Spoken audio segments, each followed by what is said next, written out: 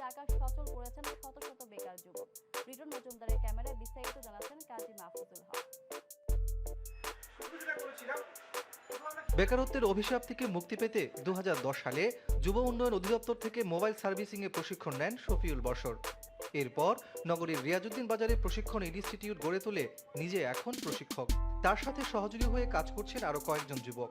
2012 সাল থেকে এ পর্যন্ত এই প্রতিষ্ঠান থেকে 700 এর অধিক বেকার যুবক প্রশিক্ষণ নিয়ে স্বাবলম্বী হয়েছেন। এখান থেকে প্রশিক্ষণ নিয়ে বর্তমানে অনেকেই কাতার, দুবাই, ওমান, সৌদি আরব সহ বিভিন্ন দেশে কাজ করছেন। আমার মনে হয় আমি স্যারের থেকে এটা শিখে নিজে কিছু একটা করতে পারবো। হার্ডওয়্যার এবং সফটওয়্যারের বেসিক যা কিছু আছে তাই কিছু শিখলাম। ভালো একটা জায়গায় জব পাইছি, সেখানে কাজ করতেছি। যে কাজ শিখে মোটামুটি আল্লাহর রহমতে খুব ভালোই ইনকাম করছি, মোটামুটি সফলতার পথে। নিজে স্বাবলম্বী হওয়ার পাশাপাশি বেকার যুবকদের প্রশিক্ষণ দিয়ে স্বাবলম্বী করতে এই ইনস্টিটিউট গড়ে তোলেন তিনি, যেখানে দেয়া হচ্ছে মোবাইলের হার্ডওয়্যার ও সফটওয়্যারের আধুনিক প্রশিক্ষণ। বাংলাদেশ সরকার চাচ্ছে কারিগরি শিক্ষাকে প্রাধান্য দিয়ে দেশকে ডেভেলপ করার জন্য, যেমনটা চীনে সমৃদ্ধ হয়েছে। তো আমরা আশা করি আমাদের যে টেকনিক্যাল সাপোর্ট আছে এটা দিয়ে আমরা সামনে এগিয়ে যাব।